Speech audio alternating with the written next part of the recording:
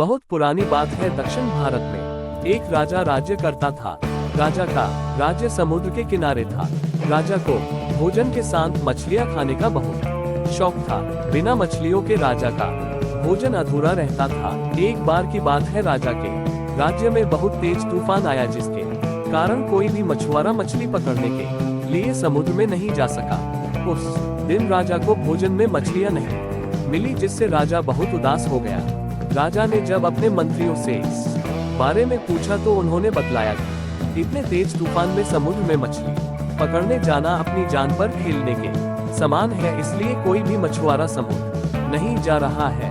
राजा ने घोषणा करवाई कि जो भी समुद्र से ताजी मछलियां लाएगा उसे मांगा इनाम दिया जाएगा।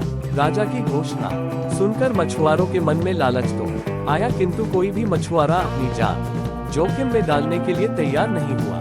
उसी राज्य में एक बहुत ही गरीब मछुआरा रहता था। उसे जब राजा की इस घोषणा का पता चला तो अपनी दरिद्रता दूर करने के लिए वह अपनी जान की परवाह किए बगैर समुद्र में चला गया। समुद्र में उसने जाल फेंका, जिसमें कई बड़ी बड़ी मछलियां फंस गई। मछुआरा मछलियां लेकर राजा के महल पहुंच, किंतु राजा के सैनिकों ने उसे महल में नहीं घुसने दिया। राजा के एक खास मंत्री ने मछुआरे को ताजी मछलियों के साथ देखा तो मछुआरे को अपने साथ राजा के पास ले जाने के लिए तैयार हो गया। मंत्री जानता था कि राजा मछलियां देखकर बहुत अधिक प्रसन्न होगा और इसके बदले मछुआरे को बहुत सारा धन देगा, इसलिए उसने मछुआरे के समक्ष एक शर्त रखी कि जो भी इनाम मिलेगा उसका आधा हिस्सा मंत्री अपने पास रखेगा। मछुआरा मंत्री की बात मान गया और मंत्री मछुआरे को लेकर राजा के पास पहुंचा। मछुआरे के पास ताजी ताजी मछलियां देख राजा बहुत खुश हुआ। राजा ने मछुआरे को मुंह मांगा इनाम मांगने के लिए कहा।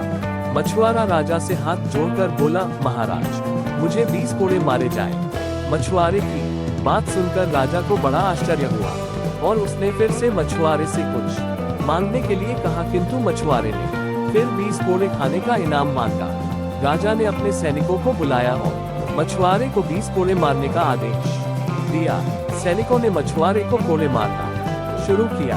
10 कोड़े खाने के बाद मछुआरा राजा से बोला, महाराज मुझे आप जो भी इनाम देंगे उसका आधा हिस्सा मुझे मेरे हिस्सेदार को देना पड़ेगा, इसलिए बाकी के 10 कोड़े मेरे हिस्सेदारी को दे दिए जाए।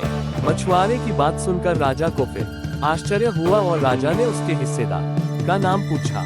मछुआरा मंत्री की तरफ इशारा करते हुए बोला, महाराज यही मेरे हिस्सेदार हैं। इन्होंने ही मुझे आपके पास लाने के बदले प्राप्त इनाम का आधा हिस्सा मांगा है। राजा ने मंत्री की ओर देखा तो मंत्री ने शर्म से अपना सर झुका लिया।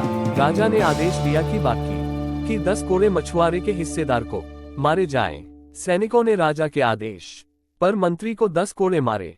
राजा ने मंत्री को उसके लालच के कारण अपने मंत्री पद से हटकर राज्य से बाहर कर दिया और मछुआरे को बहुत सारा इनाम देकर विदा किया। शिक्षा राजा और लालची मंत्री की कहानी से हमें शिक्षा मिलती है कि लालच में आकर कभी भी किसी को अनावश्यक रूप से परेशान नहीं करना चाहिए। दोस्तों, उम्मीद करता हूँ आपको हमारी कहानी पसंद आई होगी। कहानी पसंद आई है तो वीडियो को लाइक करें, चैनल पर नए हो तो चैनल को सब्सक्राइब करें और नोटिफिकेशन बेल को जरूर दबाएं ताकि अगली अपडेट सबसे पहले आपको मिले।